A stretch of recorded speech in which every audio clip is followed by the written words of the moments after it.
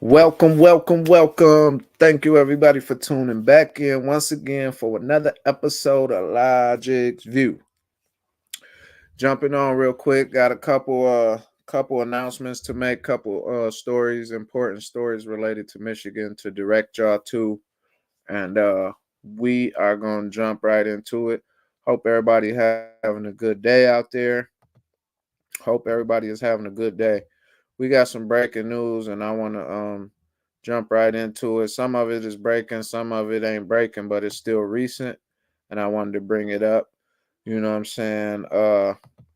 As many of y'all already know, Jocelyn Benson is being sued again. Um, Definitely not the first time. And let me see. She done been it's about the sixth time. If you had I don't know how you move this big old ad, but anyway, this article is from the Washington Examiner, put out 2 days ago. The RNC files election integrity lawsuit against Michigan Secretary of State over absentee voting rules. Now, as many of y'all know, Jocelyn Benson already done faced multiple lawsuits. I think about she already facing multiple lawsuits. Let me see. This is just another one to add to it. About five or six that I know of, but uh, she done lost half of them as far as I can remember. And this is another one. It goes on to say that the Republican National Committee filed a lawsuit Thursday, 2 days ago, against Jocelyn Benson, claiming that she covertly tried to evade the state's absentee voting protection. They alleged that Benson gave secret instructions to Michigan election officials, telling them they must presume whether an absentee voter's signature is valid. Uh, they must presume whether an absentee voter's signature is valid ahead of the state's presidential primary in February. Benson's actions are in violation of the state's constitution, according to the committee's lawsuit. So this is similar to one of the lawsuits, the previous lawsuits, where she was sued for uh, telling the clerks across Michigan to basically not even verify signatures or to assume that they were correct. She basically stripped away the signature verification process leading up to the 2020 elections, and seemed like she's still doing the same type of stuff in this just past election or something similar. She got multiple lawsuits and she done lost a lot of them, and nothing ever happened. So it's weird. But this time it's the RNC. We got Laura Trump in there, and like I say, this article is on the Washington Examiner, but it's a lot of other articles out as well. So if you want to know more, look into that, and we'll be keeping up with that as well to see how that transpired, to see if anything happened this time. Uh, you know what I'm saying? Because a lot of the times with these lawsuits, a lot of stuff don't no accountability really come out. What's up, Sister Pam? Sloan TV, what up, what up? Yeah, I'm on Rumble too. Logik's View, Logic with a K, no C. Yep, I'm on there. And hope you having a good day down there. Tell brother Sloan I said what up. All right, now, next, speaking of Jocelyn Benson, we got old Hillary Clinton was just here a couple days ago talking election security with old Jocelyn Benson. Can you believe that? I wouldn't even waste time. I didn't waste my time trying to figure out where or trying to figure out what they was gonna be talking about or anything, because I can't stand Hillary Clinton, but or Jocelyn, but we're gonna see a little bit, you know. To get a little bit deeper, to have these extraordinary panelists follow up on the setting of the stage, because now we want to get a little bit deeper and understand the implications for the upcoming U.S. elections. And we have four amazing panelists. Jocelyn Benson is the Secretary of State of Michigan, and she's been in the eye of the storm since, well. All right. That's all I can handle with that. I can't stand hearing neither one of their voice or seeing their face. I know y'all agree. Many of y'all agree on this channel, but anyway, I was just highlighting that she was here meeting with Jocelyn and probably the other people related to the election, and they here talking election security. And these are the last people you really want discussing upcoming election plans and whatnot. It's an upside down world. It's an upside down world. Who knows what they was up to and what they was planning, but when the cameras wasn't rolling or after they little meetings or whatever. But I ain't gonna get into that. Shouts out to the Midwesterner. He got a YouTube channel. I believe he from Michigan, living up in Michigan, doing a lot of citizen journalism and great reporting on a lot of various events. And he reported that one. So if you want to see that video, go to the Midwesterner on YouTube. And I don't know his web page, but off the top, but I'm sure it's the Midwesterner, or you can find it on his YouTube channel. So thank you, baby. So yeah, shout out to the Midwesterner. And that was the 28th. So that was Thursday as well that Hillary was here. And moving right along, some other important news. Trump coming to town. I didn't even find this out until just recently. Let me bring this up real quick. If y'all didn't know, Trump will be here April 2nd. This just came out. Article by Gateway Pundit just came out yesterday morning. Trump to address the Biden's border bloodbath in Grand Rapids, Michigan. Speech days after he's given a speech days after previously deported illegal alien was charged in murder of the young woman Ruby Garcia.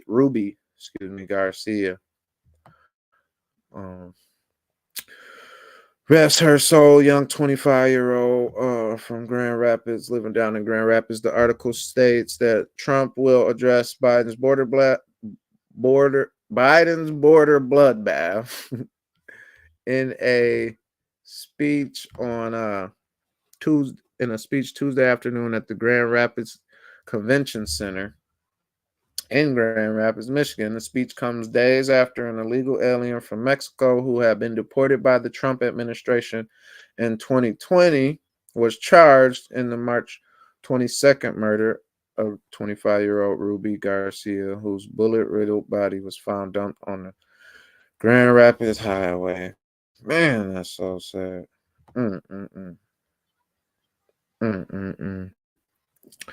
Ruby Garcia worked for a local greenhouse, according to her sister, Mavi Garcia, and that's from a West Michigan TV report, WXMI. Garcia says Ruby worked in quality control at a local greenhouse. She leaves behind two brothers as well. She was a great daughter, sister, aunt, and friend, said Garcia. She will be remembered as being full of life and laughter. Those who were around her knew her. She was silly and made everyone laugh. Her loss has impacted the lives of many. Her life was taken too soon. She deserved to live life, travel the world, and have kids and following her dreams. That was Ruby Garcia's sister, Mavi Garcia. So Prayers to the family, prayers to everyone personally affected by this tragedy, and we gotta, we gotta, we gotta make a change, man. We gotta stand up against what's going on at the border. We gotta stand up against these politicians. We gotta stand up against Jocelyn and Dana, and shouts out to Sheriff Darleaf. Shouts out to Stephanie Lambert. Shouts out to Patrick Colbert. Shouts out Colbeck. Sorry. Shouts out to each and every true warrior for God and country across the state of Michigan and across the country and the world, fighting to expose this corruption and fighting for God, family, and country. Now, last but not least, I got another very, very interesting article I want to show y'all. I didn't even get to go through it myself. I was so excited. I just stumbled upon it hunting for information, and I didn't even go through it myself because I wanted to go through it with y'all. So this is what I found right here on X, Shadow of Ezra, account I'm familiar with, been familiar with, but it goes on to say more on information about Jeffrey Epstein's island visitors. Apparently, data was leaked. Let's go on and read it together. The data was amassed by Near Intelligence, a location data broker. Near Intelligence has ties to the defense industry. In October of 2023, it was released that Near Intelligence had provided data to the military. Okay, so we just laying the foundation, but this has ties to Michigan. So follow along as we get more into it. So visitors of Jeffrey Epstein's private island has been leaked by a data broker. This data includes names, addresses, and in some cases even passport numbers.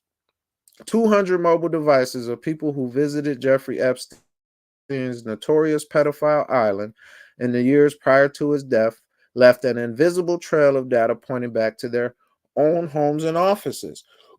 166 locations throughout the U.S. shows where the visitors to Little St. James likely lived and worked. Cities in Ukraine, the Cayman Islands, Australia, Florida, Massachusetts, Texas, Michigan, and New York. The coordinates in Massachusetts came directly from gated communities in Martha's Vineyard. Who lives in Martha's Vineyard?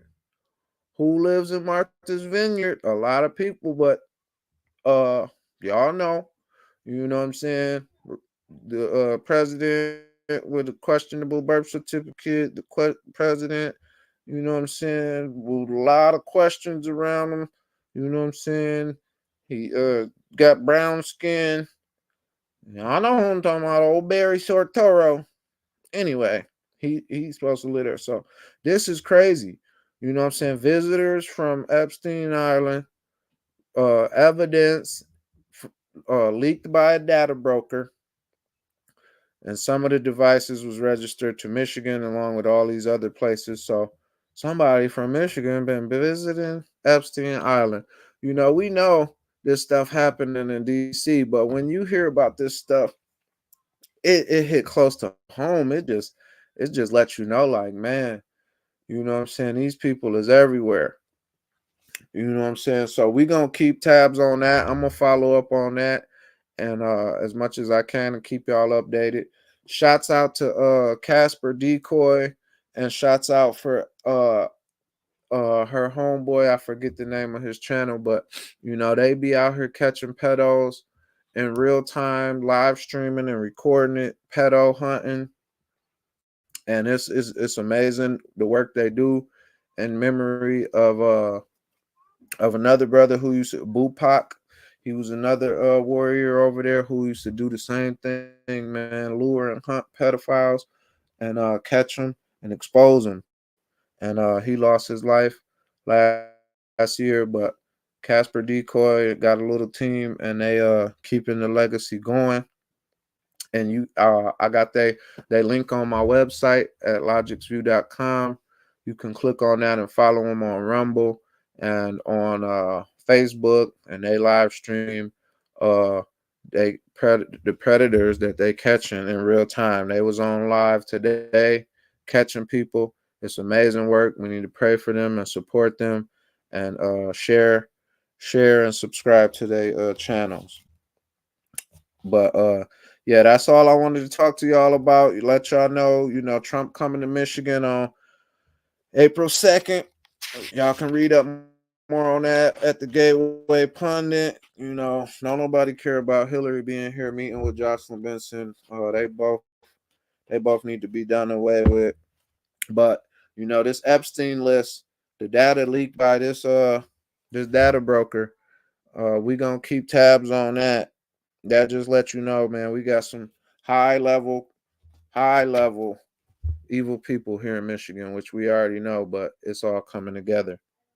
So, what I'm saying? Thank y'all for tuning in to Logik's View. There's going to be a lot of improvements coming to the channel. Trying to go full time, trying to go hard and make a career out of this. I love doing it. I love spreading the truth, spreading the gospel, and exposing corruption. And I thank each and every one of y'all for tuning in to Logik's View, supporting Logik's View, praying for me, praying for my family. Been a lot of people out here keeping us in the prayers, and a lot of people appreciate the effort and work that I do my best to put out and put in, and I appreciate the appreciation. God bless each and every one of y'all across the state and across the country. Thank you to each and every one of y'all who truly fighting and who truly putting God first. And stay tuned. And thank you for tuning back in once again for another episode of Logik's View. If you guys enjoyed the episode, please like, share, drop comments, and even prayer requests down below. And also subscribe so you can stay notified each and every time our weekly content is uploaded. Also, shout out to Michigan Muckraker. You know what I'm saying? Young warrior patriot, not too far from me. She got a beautiful YouTube channel. She's just getting started not too long ago, getting off the ground. She do produce amazing content, and give her look her up, and if you like, give her a share and a subscribe as well.